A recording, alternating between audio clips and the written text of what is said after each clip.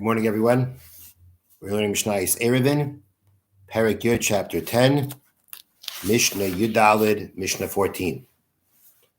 Kohen Shalaka Betzboy, a Kohen, the priest who serves in the Beis HaMikdash in the Holy Temple, Shalaka Betzboy, who has a wound on his finger. Karech Alav Gemi Bamikdash.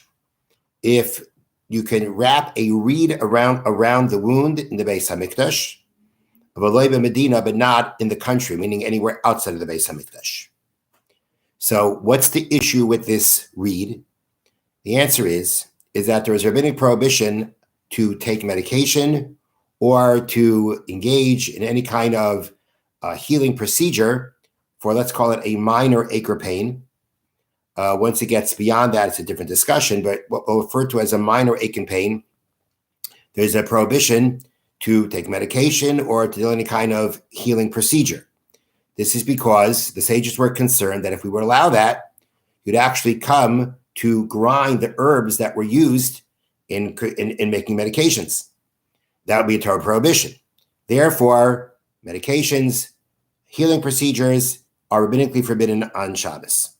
That's why we say, and now, the wrapping of this reed around the finger, it had medicinal purposes. It healed the wound. And therefore, outside of the Beis HaMikdash, you can't do it because it's rabbinic prohibition.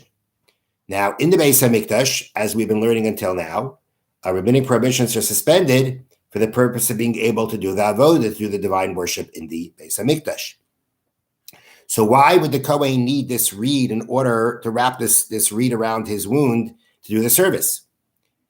And the answer is that the need for it is because for a Kohen to do the service with a wound, with an open wound, meaning not open wound, with a visible wound, it's considered not proper, not respectful to the divine worship. And therefore, the Kohen would cover it. So it's considered a need for the Beis HaMikdash because of the fact that covering the wound meant that now the Kohen could perform the service in the most appropriate way. So therefore, since it served the purpose in the Beis HaMikdash, the rabbinic prohibition of putting that reed on is suspended. Now, we learned previously that for the Kohen to do the avodah, whatever he's handling, there can't be a separation between his hand and the vessel that he's using. So if this reed is wrapped around his finger, so then it's going to be interposing between the what he's holding on to, what he needs to hold on to, and his finger. So the answer that's given is that whatever the Kohen does is done with his right hand. This is the one on his left hand, and therefore it's not going to be considered an interruption of anything separating between his hand and the vessel. Then Mishna continues. Let's say the reason why he tied this reed around the wound is he's tying it tightly and he wants to be able to extract blood from it. Then kan v'kan aser. Here and here, meaning both in the Beis HaMikdash and outside the Beis HaMikdash, can be forbidden because to draw blood on Shabbos is considered a Torah prohibition. Next halacha. Next part. Paiskin melach al gabi kevesh. When compound salt on the ramp that led up to the altar, b'shvil shalachliko, so that the kohen shouldn't slip. With all the animal parts that were there on top of the altar and walking around. So there is a lot of blood and other things, slippery things that land up on the ramp, and going up and down can be very difficult. So therefore, they used to spread salt to make sure they didn't slip. That's considered a need for the service. And still we say this is something you can do only in the Beis HaMikdash to prevent just slipping, where let's keep it simple, where there's no danger to life. We're talking about just preventing slipping. Outside the Beis HaMikdash, you wouldn't be able to do that, like to basically pound salt or spread salt on some kind of a surface to prevent slipping. I'm not talking about ice right now. That's a separate discussion. Some other kind of slippery substance that wouldn't be any kind of a danger. A situation that's not a situation of causing like serious injury, danger to life. So outside the Beis HaMikdash, you wouldn't be able to salt a ramp or some other kind of walkway. That would be because, again, a rabbinic decree that it's similar to bona, to building. Why is that? Because you're basically fixing the surface.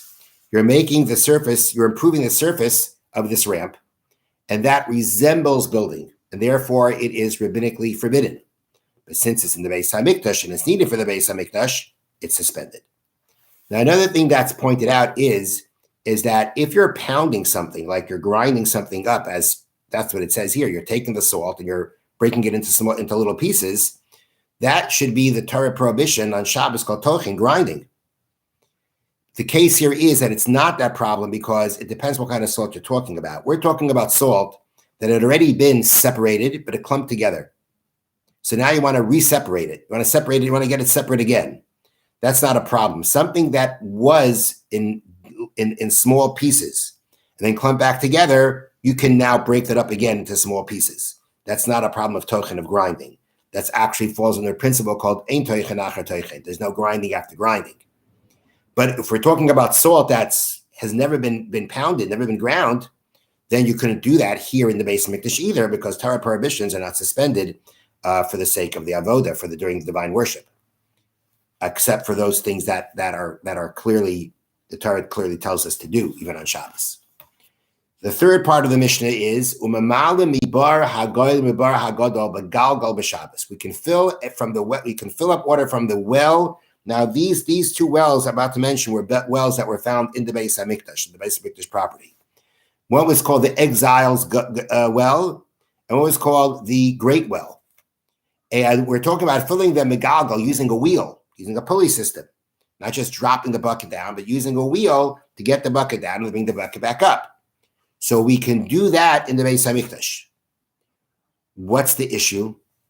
So the issue here using the wheel is the following. Again, the sages were concerned that when you use the wheel, when you use the pulley system, and it makes drawing the water so easy, the sages were afraid a person may just forget himself and water his garden, water what's growing in the ground. And therefore they said no using the pulley system. In the Beis HaMikdash, where again, these rabbinic prohibitions are suspended. If something is needed for the service of the Beis HaMikdash, then it's permissible. And now the commentaries don't seem to, at least from what I saw, don't seem to specifically explain, why in the Beis HaMikdash the water is okay. And I think there's two possibilities to explain it. It does seem to me from the commentaries that, we know that on Sukkot, we know there was a use for water in the Beis HaMikdash because they used to pour the water in the Mizbeach. Perhaps there were other uses, again, to clean off areas. Use the water to clean off areas or clean off floors that people should have slipped, or just to be able to clean up, to be able to do what has to be done again. Perhaps that's what's referring to using the water. And again, since it's for a use in the Beis HaMikdash for the purposes of the avodah, of the worship, of the service, the rabbinic prohibition is suspended. Another thing that the commentaries point out is that using this pulley system from a well is also not a problem in a situation where it's in an area where there's no issue of pouring water to grow anything. If there's nothing if it's an area where things don't grow, then there's no issue and there's no prohibition, which perhaps the Beis HaMikdash also could have fit into that category. And then the Mishnah concludes, so first the Mishnah says we can fill from these wells that are in the Beis HaMikdash with the wheel, and from the well that was called the source, the well of the source. Now, this well, let me read to you from the notes. When those who lived in the diaspora traveled to Yerushalayim for Yom Tov, for the holidays, and they needed to drink water, and they needed to drink water from this particular well. This was on the way, and it was a natural spring, so it was available for drinking. Maybe there was also a lot for drinking. That's why it was called the well of the source, because of the fact that we're talking about a source of water. It was the well for the source of water. So now when it came to it, they needed to drink water from this particular well, the prophets among them allowed them to do so using a wheel, which would seem to me that this prohibition using the wheel was pretty old. And again, which prophets we're referring to. It could have been the last prophets that were part of the Sanhedrin. They allowed, so which means, again, at that point in time, the decree was there, and the sage allowed them to use the wheel. It was a situation where all these people were coming for Yom Tov, and they needed to drink. It made sense to suspend this prohibition, which they did, which the sages themselves did, although it wasn't the Beis HaMikdash. Now, Once they allowed it, it remained permissible to draw water from this well on Yontif using a wheel, even though the well was not in the Beis Hamikdash. Once they already suspended the prohibition for this particular well, it stayed that way even after there was no Beis Hamikdash. There was no more people that were coming up to Yontif. They were coming for Yontif. That there was this big need for this well. Once it was given permission to be used on Yontif, the permission continued. This is not applied to other wells.